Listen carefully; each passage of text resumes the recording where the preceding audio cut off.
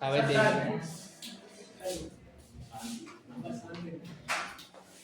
Question number 3। तो question number 3 में हमारे पास लिख रहा है the profit and loss account of Mister X for the assessment year for the year ended 31 March 2023 is as under. Profit and loss account दे रखा है हमारे पास काफी बड़ा। एक नीचे हमारे पास इंफॉर्मेशन दे रखी है, 10 इंफॉर्मेशन है, तो क्वेश्चन तो काफी बड़ा है, हमारा आंसर छोटा ही होगा। तो अब कैसे कह रहा है ये क्वेश्चन में, जब P&L अकाउंट एंड हो रहा है तो वहां पर लिखा हुआ है compute income from house property and business of Mister X for the assessment year 2023-24 keeping in view the following information. तो अपने को एक तो इनकम निकालनी है हाउस प्रॉपर्टी से और एक इनकम निकालनी बिजनेस एंड प्रोफेशन से। तो पहले अपन हाउस प्रॉपर्टी से निकाल देते हैं। हाउस प्रॉपर्टी की बात करें तो देखो हमारे पास प्रॉफिट एंड लॉस अकाउंट के क्रेडिट साइड दे रखा है rent received from house property दे रखा है क्या। प्रॉफिट एंड लॉस अकाउंट के क्रेडिट में हमारे पास दे रखा है rent received from house property 2400। अगर हमारे पास क्वेश्चन में डायरेक्ट रेंट दे रखा हो और कोई इंफॉर्मेशन नहीं हो तो इसको अपन जीएबी मान लेते हैं। क्या मान लेते हैं? जीएबी। एक पॉइंट नंबर आप लोग देखोगे, पॉइंट नंबर 9। पॉइंट नंबर 9 में देखो लिख रहा है municipal taxes of house property amounting to 300 were included in sundry expenses. तो हमारे पास म्युनिसिपल टैक्स दे रखे कितने के? 300 के। अगर ये म्युनिसिपल टैक्स नहीं होते तो अपन इसको डायरेक्ट एनएवी मान लेते, लेकिन अगर हमारे पास म्युनिसिपल टैक्स है तो इसको अपन क्या मान लेंगे? जीएवी। तो डायरेक्ट अपन जीएवी से निकाल देंगे। हेडिंग लिख दी अपन ने हाउस प्रॉपर्टी और बिजनेस एंड प्रोफेशन दोनों से इनकम निकाल रहे हैं। यहां पर अपन लोग लिख देंगे पर्टिकुलर्स और यहां लगा देंगे रुपीस का साइन। सबसे पहले हम लिख देंगे यहां पर जीएबी बीइंग रेंट रिसीव्ड। तो हमारे पास रेंट रिसीव्ड दे रखा था कितना? 2400। इसमें से हम लोग लेस कर देंगे म्युनिसिपल टैक्सेस और म्युनिसिपल टैक्सेस है हमारे पास 300। तो हमारे पास एनएबी आ जाएगी 2100। इसमें से हम लोग लेस कर देते हैं स्टैंडर्ड डिडक्शन जो कि होती है 30% ऑफ एनएवी। तो 2100 का 30% हमारे पास आ गया कितना? 630। एक देखो हमारे पास क्वेश्चन के अंदर इंटरेस्ट ऑन लोन दे रखा है क्या हाउस प्रॉपर्टी का होना चाहिए, लेकिन इंटरेस्ट ऑन लोन हमारे पास हाउस प्रॉपर्टी का होना चाहिए और इंटरेस्ट ऑन लोन के रिगार्डिंग हमारे पास पॉइंट नंबर 3 दे रखा है। एक बार देख लेते हैं क्या ये हाउस का है क्या। अगर नहीं होगा तो माइनस नहीं करेंगे और होगा तो माइनस कर देंगे। लिख रहा था amount of interest on loan includes an amount of 1200 being interest on loan taken from wife of Mister x. जो हमारे पास इंटरेस्ट ऑन लोन दे रखा है उसमें 1200 रुपए इंटरेस्ट के, क्योंकि हमने लोन लिया था एक्स की वाइफ से। She gave this loan from her स्त्रीधन, और उसने ये जो लोन दिया था उसके दहेज में से दिया था। स्त्रीधन बोले तो दहेज। The amount of loan taken from wife was utilized for the payment of arrear of income tax। और हमने इस लोन का जो यूटिलाइजेशन किया है वो किस लिए करा? इनकम टैक्स का पेमेंट करने के लिए। तो हमारे पास हाउस प्रॉपर्टी के लिए कोई इंफॉर्मेशन नहीं है, तो इंटरेस्ट ऑन लोन भी यहाँ से लेस नहीं करेंगे, लगा देंगे डैश। तो हमारे पास आ जाएगा कितना? 1470। देखो हमारे पास आंसर आ रहेगा। तो हमारे पास आ गया इनकम फ्रॉम हाउस प्रॉपर्टी 1470। अभी अपन इनकम निकालेंगे बिजनेस की। कल मैंने आप लोगों को दो मेथड याद कराए थे, एक तो डायरेक्ट मेथड, एक इनडायरेक्ट मेथड। देखो हमारे पास क्वेश्चन के अंदर नेट प्रॉफिट या P&L अकाउंट दे रखा है क्या? दे रखा है P&L अकाउंट। और जब हमें क्वेश्चन में P&L अकाउंट दे रखा हो तो कौन सा मेथड? इनडायरेक्ट। जब हमें क्वेश्चन में प्रॉफिट एंड लॉस अकाउंट दे रखा हो तो कौन सा मेथड लगाते हैं? इनडायरेक्ट। सबसे पहले अपन इसकी शुरुआत करते हैं नेट प्रॉफिट से। नेट से करते हैं ना भाई, इनडायरेक्ट के अंदर दोनों दे रखे हैं, लेकिन आप एंड में देखो, एंड में हमारे पास क्या दे रखा है? Net profit. तो नेट प्रॉफिट से शुरुआत करेंगे क्योंकि P&L अकाउंट है। नेट प्रॉफिट दे रखा है 4,27,275। तो लिख देंगे 4,27,275। इसके अंदर हम लोग ऐड करते हैं expenses not related to business. तो अपन ले लेंगे यहाँ पर ऐसे खर्चे जो बिजनेस से रिलेटेड नहीं है। पहला खर्चा हमारे पास लिख रहा है salary to employees. Salary to employees, employees को क्या दिए? सैलरी। और इसके लिए हमारे पास पॉइंट नंबर 1 लिख रहा है। क्या लिख रहा है? The amount of salary includes an amount of 2400 paid to X son as salary. X son often looks his business and assist him in the management of business. ये कह रहा है हमने एम्प्लॉइज को सैलरी दी थी 1,20,000 रुपए, इसमें से 2400 रुपए हमने एक्स ने दी अपने बेटे को, क्योंकि उसका बेटा क्या करता है, कभी कभी अपने बिजनेस को देखता है जब उसका बाप बिजनेस का अवेलेबल नहीं होता है और बिजनेस को रन भी करता है। तो ये तो सही बात है, जब एक से अगर दुकान पे नहीं होगा तो किसी और बंदे को काम के लिए रखना पड़ता। यहाँ पर उसका बेटा धंधा संभाल रहा है तो उसको बदले में अपन ने कितने रुपए दे दिए? 2400। तो कोई दिक्कत वाली बात नहीं है। यानी ये तो किससे रिलेटेड एक्सपेंसेस है? बिजनेस से रिलेटेड। अगला आइटम हमारे पास प्रॉफिट एंड लॉस के अंदर लिख रहा है सेकंड नंबर पर रेंट, और रेंट दे रखा है 10,000।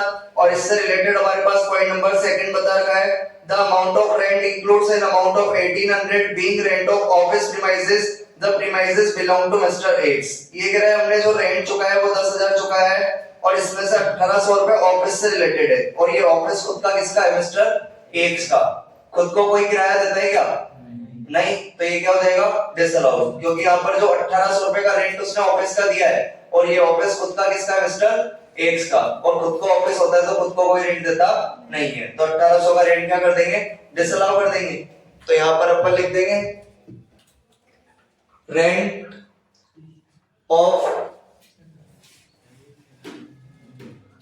Of office premises.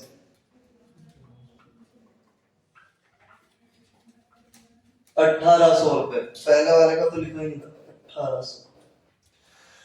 अगला आइटम हमारे पास प्रॉफिट एंड लॉस अकाउंट के लिख रहा है new year expenses. New year expenses के लिए हमारे पास 10 पॉइंट के अंदर कोई लाइन नहीं दे रखी, तो फिर ऐसा मानेंगे कि न्यू ईयर के खर्चे हमने एम्प्लॉइज के लिए करे होंगे।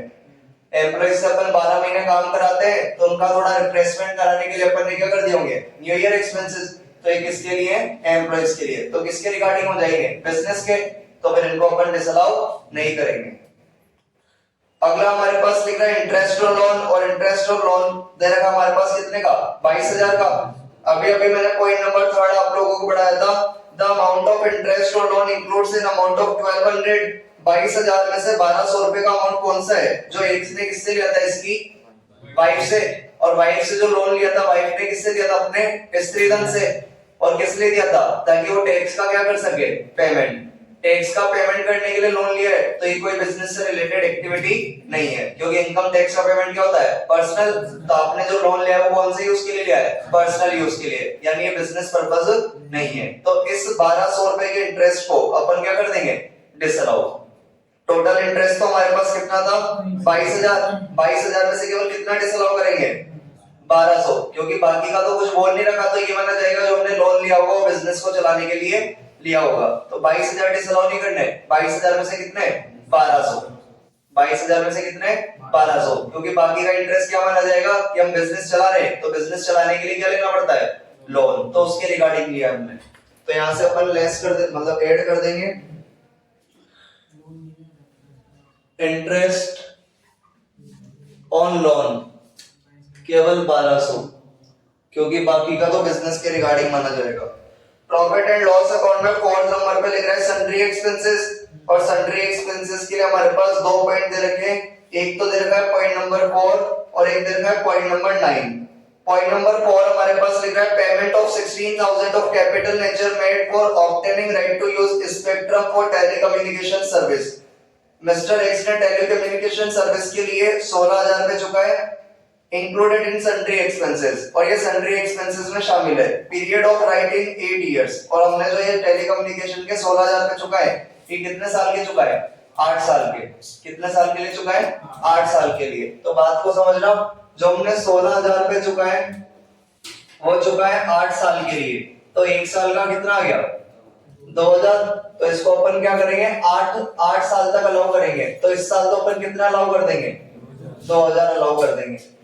अगर 2000 अलाउड रहेंगे तो बाकी के जो 16 में से 2 अलाउड हो गए तो 14000 क्या हो जाएंगे, डिसअलाउड हो जाएंगे।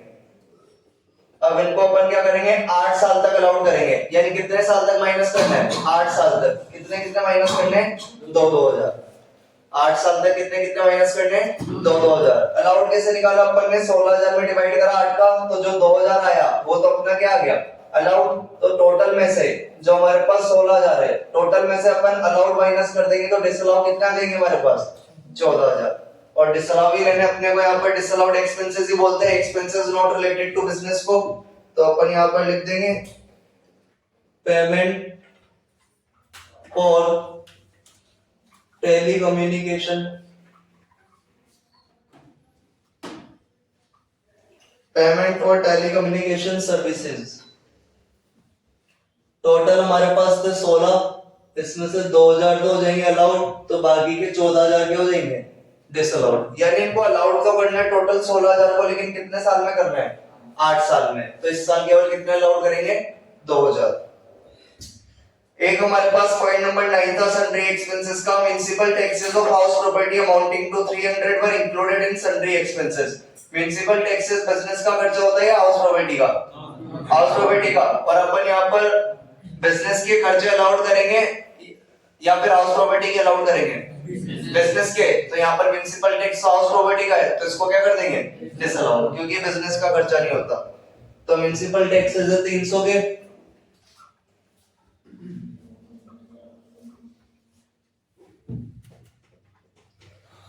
तो हमारे पास टोटल जो सन्ड्री एक्सपेंसेस थे, टोटल सन्ड्री एक्सपेंसेस थे 63000 के, लेकिन 63 डिसअलाउ नहीं करने, क्योंकि सन्ड्री एक्सपेंसेस के लिए बोला जाता है चाय पानी के खर्चे, और चाय पानी का खर्चा तो बिजनेस के अंदर होता ही होता है। तो चाय पानी का खर्चा तो क्या होता है, अलाउड। लेकिन ये 2 खर्चे डिसअलाउ कर दे, एक तो टेलीकम्युनिकेशन का और एक म्युनिसिपल टैक्सेस का।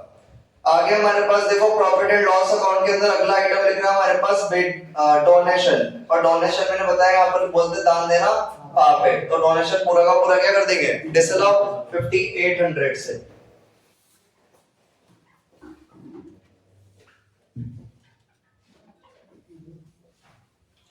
आगे हमारे पास लिख रहा है बेड डेट्स। बेड डेट्स के लिए हमारे पास क्वेश्चन के अंदर पॉइंट नंबर लिख रहा है 7।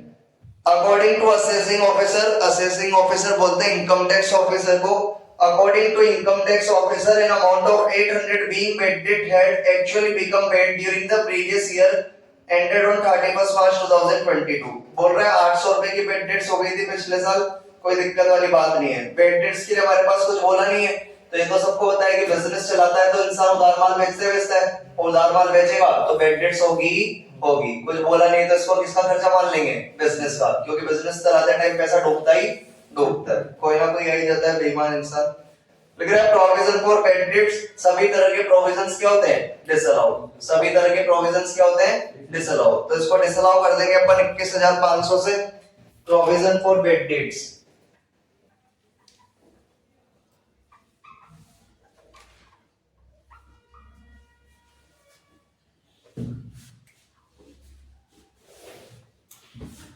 आगे हमारे पास लिख रहा है इंटरेस्ट ऑन कैपिटल। कल ही मैंने आप लोगों को बताया था कि जब अपन ने शीट के पॉइंट पढ़े थे डिसअलाउड वाले, तो उसके अंदर इंटरेस्ट ऑन कैपिटल भी लिख रहा था। तो इंटरेस्ट ऑन कैपिटल अपना क्या होता है, डिसअलाउड। तो इसको अपन डिसअलाउ कर देंगे, यानी यहाँ पर ऐड कर देंगे।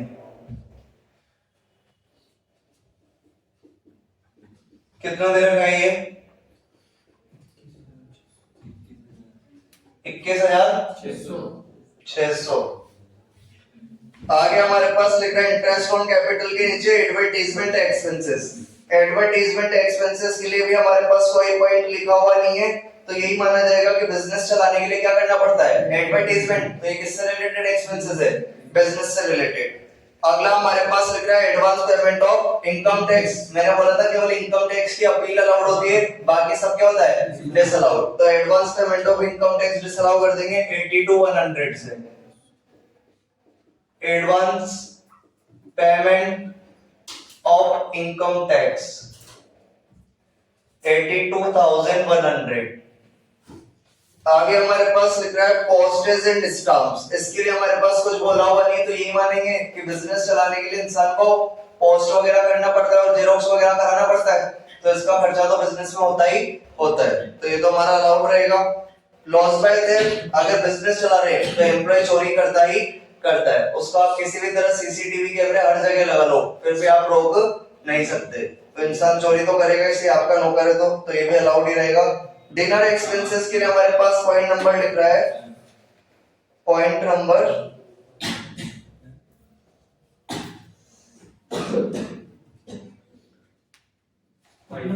5. The expenses of dinner are in connection with the party given to the friends of ex brother. एक से अपने भाइयों के दोस्तों को पार्टी दी है, तो बिजनेस चलाने के लिए पार्टी देना जरूरी नहीं है, तो ये क्या कर देंगे, डिसअलाउ। कितने से? दावे पे लिखे क्या था, 1800। डिनर एक्सपेंसेस के बाद लिख रहा है गिफ्ट एंड प्रोजेक्ट, सभी तरह के गिफ्ट क्या रहते हैं, डिसअलाउ। अगर ये गिफ्ट एम्प्लॉइज को देते तो बात अलग है, लेकिन कुछ लिखा होगा नहीं तो ये मानेंगे पर्सनल पर्पस से दिए होंगे, तो डिसअलाउ कर देंगे गिफ्ट एंड प्रेजेंट। दे रहे हैं हमारे पास ये 5625 ऑडिट फी। ऑडिट फी के लिए अभी अपन एक रूल लिख लेंगे कि इसका 30% अलाउड होता है, बाकी डिसअलाउ होता है। किस केस में, जब ये 30,000 से ज्यादा हो, 30,000 से कम है तो फिर तो कोई दिक्कत वाली बात नहीं है। 30,000 से ज्यादा है तो 30% तो डिसअलाउ हो जाएगी, बाकी अलाउ हो जाएगी। तो 30,300 का 30% डिसअलाउ कर देंगे, 9,090। तो हमारी ये लाइन खत्म होगी, डेबिट साइड वाली लाइन खत्म होगी, तो टोटल लगा दो।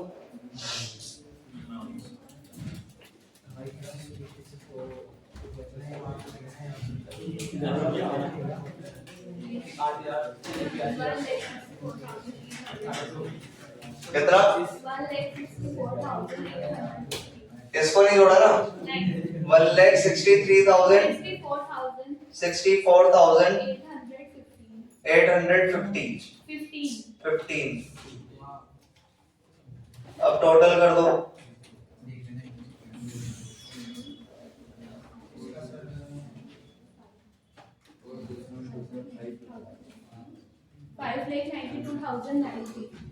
$5,92,090। लेस कर देंगे अपन लोग income not related to business. आगे की लाइन होती है but credited to P&L account. तो देखो P&L अकाउंट में क्रेडिट साइड कौन कौन सी इनकम लिख रही है जो बिजनेस की नहीं है। तो हमारे पास लिख रहा है यहाँ पर ग्रॉस प्रॉफिट, ये तो बिजनेस का ही होता है। सन्ड्री इनकम्स, ये भी बिजनेस की होती है, और लिख रहा है including 5,000 received from a competitor for not selling goods in a particular area. ये भी देखो इसका मतलब क्या है, ये कह रहा है मान लो एक अच्छी खासी दुकान चलती है कचौरी समोसे की, अब वहां पे जाके मैंने ठेला लगा लिया कचौरी समोसे का, तो वहां के सारे ग्राहक मेरे पास आ गए, क्योंकि दुकान वाला तो देता था 10 में और मैं दे रहा था 7 में, और क्वालिटी भी बेटर थी, लोगों को मेरी कचौरी समोसे पसंद आ रहे थे। तो दुकान वाला मेरे पास आया और बोला कि भाई इस क्षेत्र के आसपास के 10 किलोमीटर के एरिया में तुझे ठेला नहीं लगाना, मैं तुझे 20 लाख रुपए दे रहा हूँ। कितने रुपए दे रहा हूँ? 20 लाख रुपए। लेकिन तू आसपास के 10 किलोमीटर के एरिया में ठेला नहीं लगाएगा यहाँ पे, तेरी वजह से मेरी दुकान बंद होगी। तो ये भी एक तरह की क्या होती है, इनकम। तो इसको भी बिजनेस की क्या माना जाता है, इनकम। तो यहाँ पर ये कह रहा है कि कॉम्पिटिटर से 5,000 मिले, क्योंकि उस बंदे ने बोला कि तू यहाँ पर दुकान मत लगा। कमीशन के लिए कुछ नहीं लिख रहा, तो किसका मानेंगे, बिजनेस का। अगला पॉइंट है refund of income tax penalty, ये कोई बिजनेस की इनकम होती नहीं है, तो इसको अपन यहाँ से हटा देंगे, refund of income tax penalty.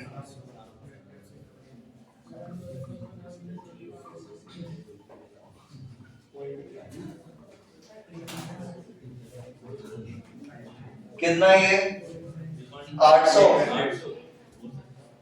अगला हमारे पास बेड डेट्स रिकवर्ड। अभी हमने डेबिट साइड बेड डेट्स यानी बिजनेस चलाते तो पैसा डूबता है, तो उसको क्या माना था, बिजनेस का खर्चा। तो बेड डेट्स रिकवर्ड को बिजनेस की क्या मानेंगे, इनकम। भाई पैसा डूब गया तो कोई ईमानदार इंसान पैसा देने आ गया, तो ये बिजनेस की क्या हो जाएगी, income. Rent received from house property 2400, ये बिजनेस की इनकम होती नहीं है, तो इसको यहां से हटा देंगे अपन। रेंट रिसीव्ड फ्रॉम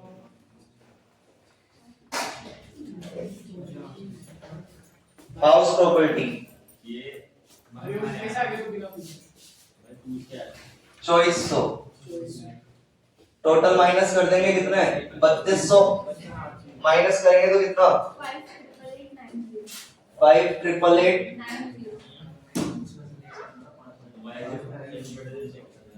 बाकी हमारे पास और कोई पॉइंट रहेगा कि एक बार देख लेते आंसर आ रहेगा देखो एक बार नजर मार लेते हैं पॉइंट नंबर 1 सैलरी वाला हो गया सेकंड रेंट वाला हो गया थर्ड लोन वाला हो गया फोर्थ टेलीकम्युनिकेशन सर्विस वाला हो गया फिफ्थ डिनर एक्सपेंसेस वाला हो गया सिक्स्थ बोल रहे द अमाउंट ऑफ डोनेशन कहीं पे भी दे दान देना क्या है पाप है सेवेंथ नंबर पे लिख रहा था बेड डेट्स के लिए हो गया था एट्थ नंबर पे लिख रहा है कि जो चोरी हुई है वो एम्प्लॉइज ने करी है ठीक है नाइन्थ नंबर पे म्युनिसिपल टैक्स से हमने ले लिया था इसको 10th नंबर पे ऑडिट फी थी ये भी हमारा हो गया था तो सारा आंसर हो गया तो हमारे पास आंसर आ गया फाइनली कितना 5,88,890 इसको अपन नाम दे देंगे income from business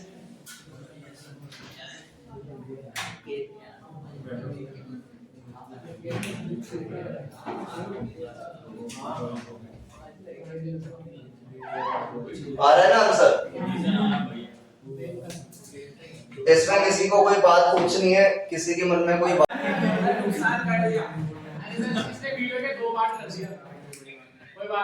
practice question 6 अब चुप हो जाओ ना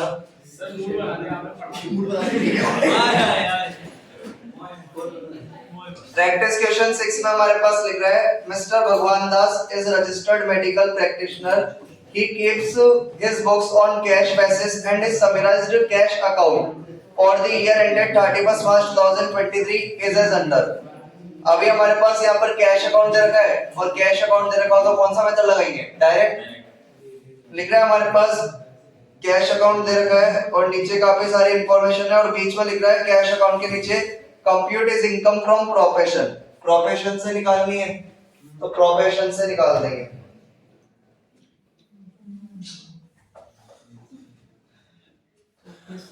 डायरेक्ट मेथड लगाएंगे अपन देखो हमारे पास दे रखा है यहाँ पर to balance BD loan from bank यानी हमारे पास डेबिट साइड तो दे रखी है इनकम और क्रेडिट साइड दे रखे हैं एक्सपेंसेस तो to balance BD opening balance से तो कोई मतलब नहीं है loan from bank medical practitioner है तो मतलब डॉक्टर का ही काम कर रही है और डॉक्टर का जो इनकम है ये तो होता नहीं कि वो लोन वगैरह ले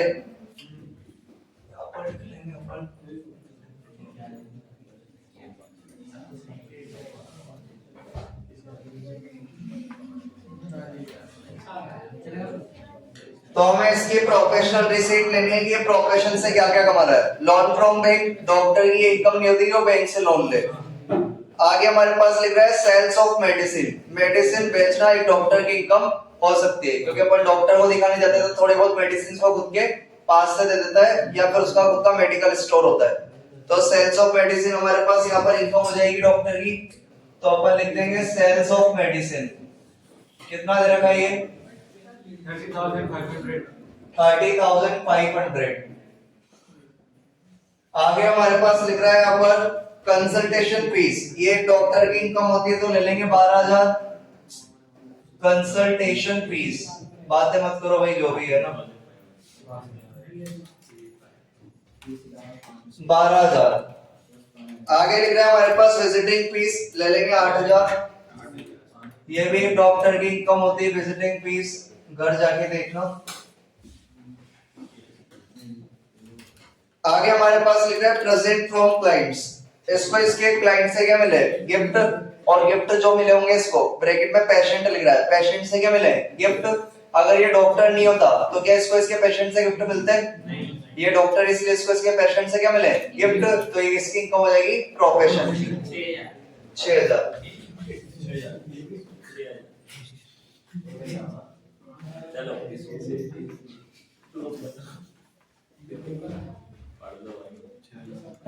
आगे हमारे पास लिख रहा है इंटरेस्ट ऑन इन्वेस्टमेंट ये डॉक्टर की इनकम नहीं होती या अदर सोर्स की इनकम होती है रेंट फ्रॉम प्रॉपर्टी एक बिजनेस की इनकम नहीं होती हाउस प्रॉपर्टी की होती है सेल ऑफ बिल्डिंग और फर्नीचर बेचना ये एक डॉक्टर का काम होता नहीं है तो यहाँ पर हमारे पास प्रोफेशन की इनकम आ गई लेकिन यहाँ पर देखो जो जी तक पॉइंट लिखे हुए हैं ए से लेकर जी तक जी पॉइंट में हमारे पास क्या लिख रहा है, one customer whose wife is suffering from serious disease.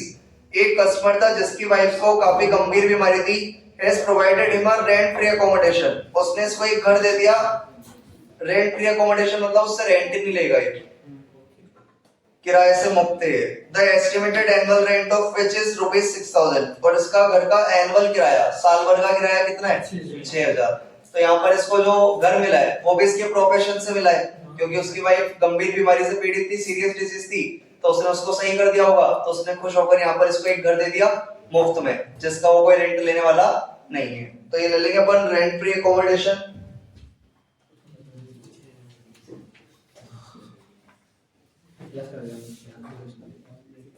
और साल भर का किराया इसका 6000। टोटल लगा देंगे अपन, तो उसके पास यहाँ पर उसके बिजनेस की इनकम आ गई।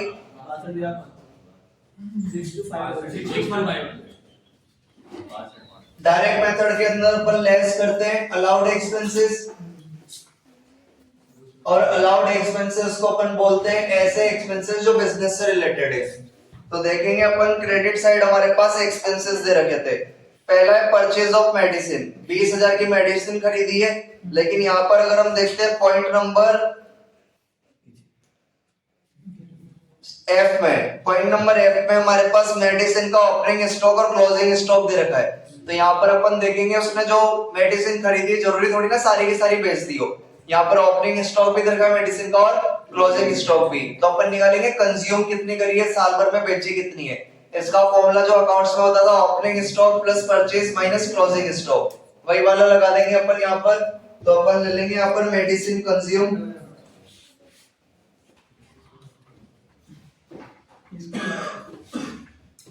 तो मेडिसिन कंज्यूम का फॉर्मूला हो जाएगा ओपनिंग स्टॉक कितना है 1200 प्लस परचेज है हमारे पास 20,000 माइनस क्लोजिंग स्टॉक कितना 1800। सर ओपनिंग 2400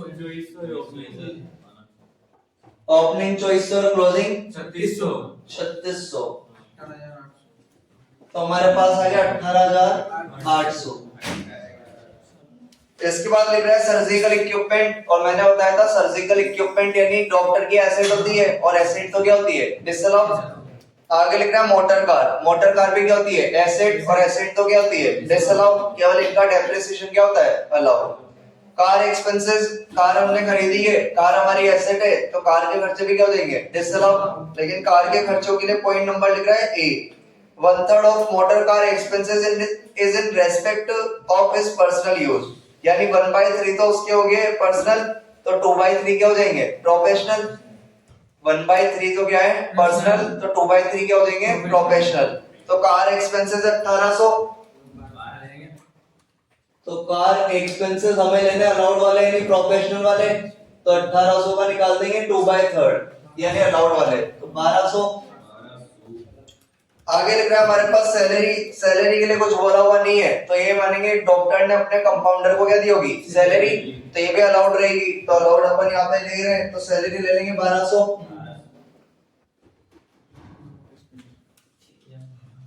आगे हमारे पास लिख रहा है रेंट ऑफ डिस्पेंसरी का रेंट। अगर डॉक्टर है और अगर उसने डिस्पेंसरी किराए पर ले रखी है, तो बिजनेस के लिए ले रखी है ताकि वो उसमें अपना क्या कर सके डॉक्टर का धंधा चला सके, तो ये भी अलाउड हो जाएगी, तो इसको भी माइनस कर देंगे 1200।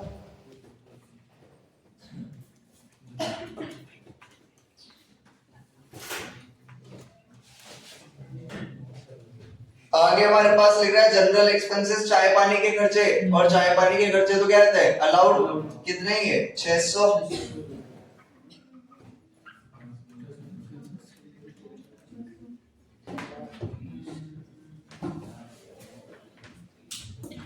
आगे हमारे पास लिख रहे हैं पर्सनल एक्सपेंसेस, और पर्सनल एक्सपेंसेस तो हमारे क्या रहेंगे डिसअलाउड। हम यहाँ पर डिसअलाउड नहीं ले रहे हैं, हम तो क्या ले रहे हैं अलाउड, तो अपन इनको नहीं लेंगे यहाँ पर। पर्सनल एक्सपेंसेस के बाद हमारे पास क्या लिख रहा है यहाँ पर लाइफ इंश्योरेंस प्रीमियम, ये भी क्या होता है पर्सनल, और पर्सनल अपन यहाँ पर क्या मानते हैं डिसअलाउड, और यहाँ पर हम तो क्या ले रहे हैं अलाउड।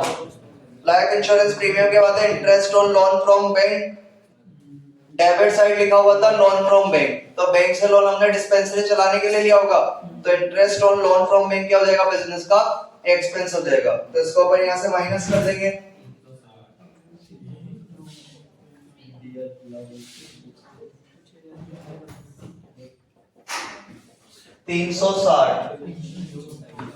आगे हमारे पास है यहाँ पर इंश्योरेंस ऑफ प्रॉपर्टी, और प्रॉपर्टी का इंश्योरेंस क्या होता है? पर्सनल। तो इसको नहीं लेंगे अपन। Fixed deposit in bank, FD कराना बैंक में बिजनेस का खर्चा होता नहीं है, तो इसको हटा देंगे। तो ये तो हो गए। बाकी अब नीचे देख लेते हैं। ए पॉइंट हमारा हो गया था मोटर कार एक्सपेंसेस का। बी पॉइंट के लिए बोल रहा है कि बिल्डिंग थी 20,000 की और फर्नीचर था 4,000 का, लेकिन हमने यहाँ पर बिल्डिंग बेच दी।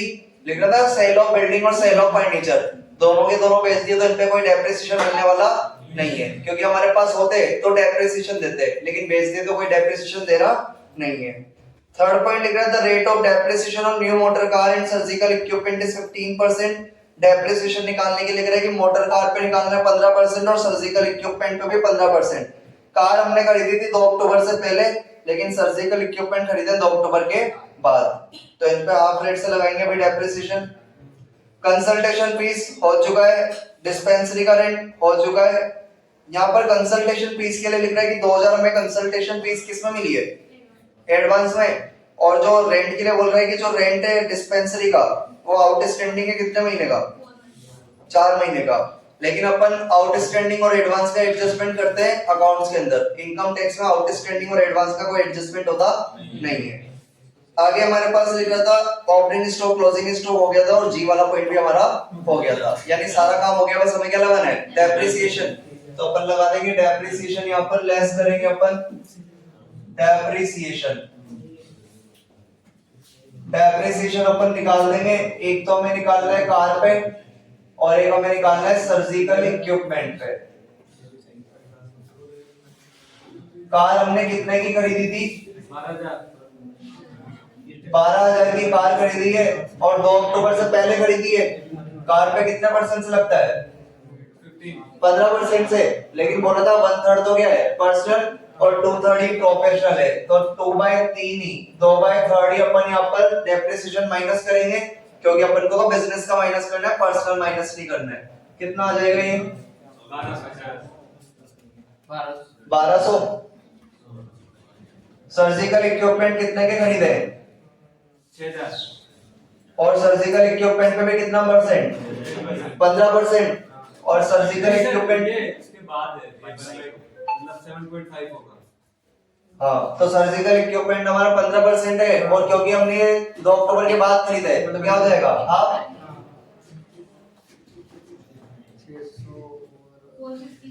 450।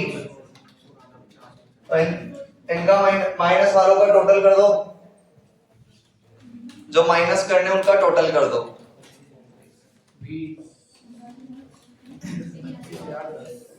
है 25010 माइनस करना, तो इसमें से टोटल में से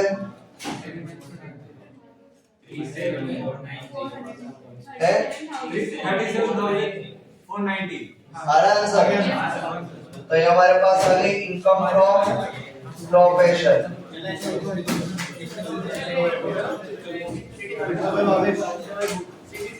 बाकी हमारे पास जो वर्किंग नोट है वो भी मैं यहाँ पर लिख रहा हूँ।